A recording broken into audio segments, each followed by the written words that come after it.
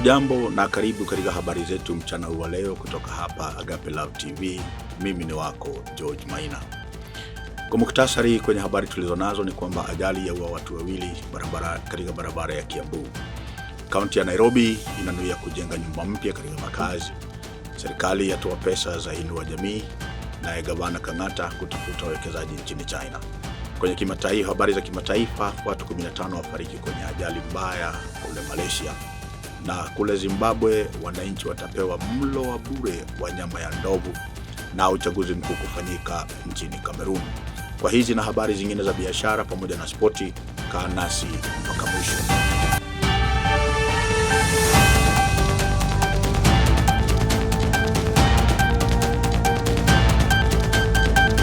Watu wawili walithibitishwa kufariki na wengine wengi kujeruhiwa baada ya matatu moja kubingiria na kuanguka katika barabara ya Kiambu jana asubuhi. Ajali hiyo ilitokea karibu na hospitali ya AAR na ilihusisha matatu ya kampuni ya Metro Trans Sacco kwenye mteremko karibu na makao makuu ya DCI. Madaktari kutoka hospitali hiyo ya AAR walifika mahali pa mkasa na kuwasaidia manusura, huku umati mkubwa wa watu ukikusanyika katika maeneo hilo. Haikujulikana mara moja kilichosababisha ajali hiyo kwenye barabara hii ambayo mara nyingi huwa na msongamano wa magari wakati wa asubuhi, huku madereva wakishauriwa kuwa waangalifu wanapoitumia barabara hiyo. Gavana wa Nairobi Johnson Sakaja ametangaza mpango wa kujenga nyumba mpya jijini katika mitaa 9 ambayo ina nyumba za zamani. Aidha, Gavana Sakaja alisema kuwa ipo haja ya kujenga makao mapya jijini ili kukidhi mahitaji ya watu wanaoongezeka kila uchao. Mitaa inayonuiwa kujengwa makazi mapya ni pamoja na Woodley, Kariobangi, Ziwani, Bahati, Jericho, Lumumba, Bondeni, Buruburu na sehemu za Embakasi, huku Gavana Sakaja akiongeza kuwa kujengwa kwa nyumba hizo mpya na nyingi kutasuluhisha shida ya nyumba hapa jijini. Kaunti ya Nairobi ilikuwa imetangaza hapo awali kuwa itajenga nyumba hizo mpya za ghorofa katika mitaa hiyo ambayo ilijengwa miaka ya zamani. Remember, there is the affordable housing program by the national government, but there's also our urban renewal program. We're renewing 9 estates in the city in phase 1, and we're going to do another set of them in the coming few months. This is just one of them. We have Pangani down the road. We have Ziwani, Bahati, Kariobangi, Woodley, where you have seen the work that is going on, and many others. And so for today, I've come to see the progress on the site. I want to thank the developers. I want by December to hand over keys. December this year, that we can hand over keys to the citizens who have signed up for these houses. Serikali imetoa takriban shilingi bilioni 3.5 za kuwasaidia wazee na watu wasiojiweza katika jamii. Katibu mkuu wa Wizara ya Leba Bwana Joseph Motari alisema kuwa pesa hizo takriban shilingi bilioni 3,519 na 312,000 zitalipwa kwa watu 1,759,656 ambao wameandikishwa katika mpango wa Inua Jamii. Aidha, Bwana Motari alisema kuwa pesa hizo zitahitajika sana katika kuwasaidia wazee, watoto yatima pamoja na walemavu nchini. Bwana Motari alisema kuwa pia pesa hizo zilianza kulipwa siku ya Ijumaa iliyopita tarehe 6 mwezi Juni, huko kila mmoja akipokea shilingi 2,000. Gavana wa kaunti ya Murang'a Irungu Kang'ata jana alidokeza kuwa ananuia kuwavutia wawekezaji kutoka China kutokana na vita vya kiuchumi baina ya China na Marekani. Kang'ata alisema kuwa China ina viwango vya chini vya riba na kwa hivyo anapanga kuvutia waundaji wa bidhaa kutoka nchi hiyo, sio tu katika kaunti hiyo ya Murang'a bali Kenya na hata katika bara nzima la Afrika. Aidha, Gavana Kang'ata aliongeza kuwa kwa sasa China ndiyo mtengenezaji bidhaa nyingi zaidi ulimwenguni na hivyo kufanya riba yake kuwa chini ikilinganishwa na mataifa mengine. Wakati huo huo, Bwana Kang'ata alisema kuwa ataendelea kulenga ushirikiano baina ya Kenya na Marekani katika kuboresha hali ya afya nchini. A new building, or rather a new block, constructed on Murang'a Referral Level 5 Hospital, and it will house about 4 new wards. We have an emergency ward, casualty, a new mothers or women ward, a new children ward, and also a post-operation recovery ward. and it will have about 80 to about 100 new bed capacity.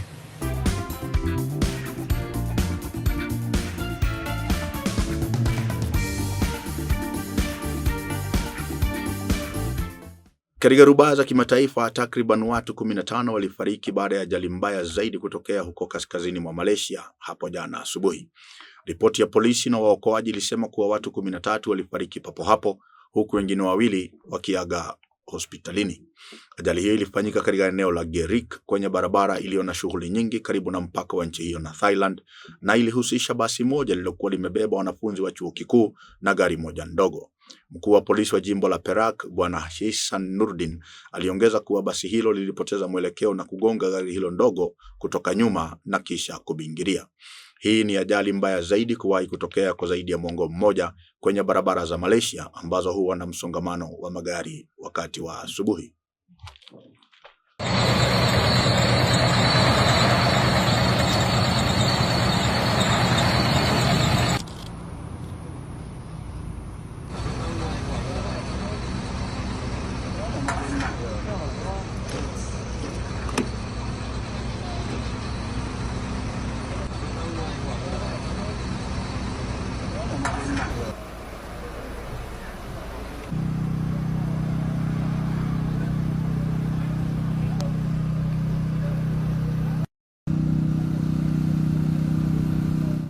Kutokana na wingi wa ndovu nchini Zimbabwe, serikali ya nchi hiyo ilitangaza kuwa itawachinja ndovu 50 na kuwapa raia wake nyama hiyo.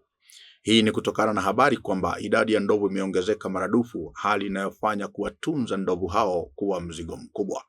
Aidha, serikali inakiri kuwa ndovu hao wamekuwa kero kubwa katika mbuga wanakohifadhiwa, haswa mbuga ya Survey Valley, na hivyo basi mbuga hiyo inalemewa na kuhifadhi wanyama hao kwa sasa. Mwaka jana wa 2024, serikali hiyo iliwachinja ndovu 200 baada ya baa la njaa kukumba nchi hiyo na kupelekea upungufu wa vyakula. Hali ya taharuki ilitanda katika mji wa Douala nchini Cameroon baada ya wafuasi wa mwaniaji urais Maurice Kamto wa chama cha MRC kupambana na polisi wa kuzima ghasia. Tangu siku ya Jumamosi, mamia ya watu walijitokeza barabarani ili kujaribu kuingia makao makuu ya chama hicho, huku polisi wakishika doria na kuwazuia kuingia katika afisi hizo za chama. Mnamo siku ya Jumapili, MRC ilitangaza kwenye mtandao wake kuwa kiongozi huyo amezuiliwa nyumbani kwake na hivyo kutoruhusiwa kufika kwenye makao makuu ya chama chao. Bwana Kamto ndiye mpinzani mkuu wa Rais Paul Biya ambaye ametawala nchi hiyo ya Cameroon tangu mwaka 1960 na ambaye anawania muhula wake wa 8 katika uchaguzi wa urais utakaofanyika mwezi Oktoba mwaka huu. Katika habari za biashara, shirika la mikopo kwa wakulima Agricultural Finance Corporation litatoa shilingi milioni 500 kwa wakulima mwezi huu. Hii ikiwa ni sehemu ya shilingi bilioni 4.5 ambazo zimetengwa kukopeshwa kwa wakulima katika mwaka huu wa kifedha. Kulingana na meneja mkurugenzi wa shirika hilo, Bwana George Kubai, shilingi bilioni 3.5 tayari zimekopeshwa wakulima kutoka kwa fedha zilizotengwa. Bwana Kubai aliongeza kuwa shirika hilo linalenga kutoa kima hicho cha shilingi bilioni 4.5 mwaka huu, akisema pia kwamba baada ya siku chache zijazo wanalenga kutoa shilingi milioni 500 ili kutimiza lengo lao. Aidha, Bwana Kubai alisema kuwa vikundi vya kina mama na vijana vinajihusisha katika kilimo, huku kina mama wakiongoza katika kulipa mikopo wanayopewa. Shirika hilo la mikopo linasaidiana na mashirika mengine ya kifedha kama vile Benki ya Maendeleo Barani Afrika ADB ili kupata mikopo ya riba ya chini kwa wakulima. In terms of the inclusion, we are working with our development partners to basically de-risk most the youth and also the women by making sure that we are able to have them included in the financial space. And that's why for instance, we've been working with AFDB, African Development Bank, to do the Enable Youth project where the rates of interest are below the market rates. We have also been very focused in terms of enhancing inclusivity even for the arid and semi-arid areas, and that's why as an institution we have been trying to work with the development partners to create the infrastructure and also look for resources. Serikali ya Marekani iko tayari kuanza mazungumzo ya kibiashara baina yake na Kenya. Ubalozi wake mjini Nairobi umetangaza. Hii inatokea baada ya serikali ya Kenya kuendelea kuomba ushirikiano wa kibiashara kabla ya mkataba wa AGOA kukamilika mnamo Septemba 30 mwaka huu, hata baada ya vikwazo vya kibiashara ambavyo vinazuia bidhaa kuingia nchini Marekani. Kenya imekuwa ikifaidika pakubwa na mkataba huo wa AGOA tangu mwaka wa 2000 ambao imeutumia kufikia soko la Marekani na bidhaa zisizotozwa ushuru. Msukumo huo wa kibiashara ulianzishwa katika awamu ya kwanza ya utawala wa Rais Donald Trump na Rais mstaafu Uhuru Kenyatta mnamo mwaka wa 2020. Tukihitimisha habari za biashara ni kwamba katika ubadilishanaji wa fedha hii leo, shilingi ya Kenya inabadilishwa kwa shilingi 129 na senti 18 dhidi ya dola ya Marekani, huku ikibadilishwa kwa shilingi 147 na senti 59 dhidi ya euro, shilingi 175 na senti 32 dhidi ya pauni ya Uingereza. Shilingi hiyo ya Kenya inanunuliwa kwa shilingi 28 na senti 6 za Uganda, shilingi 20 na senti 35 za Tanzania, shilingi 10 na senti 99 za Rwanda, huku randi ya Afrika Kusini ikinunuliwa kwa shilingi 7 na senti 29.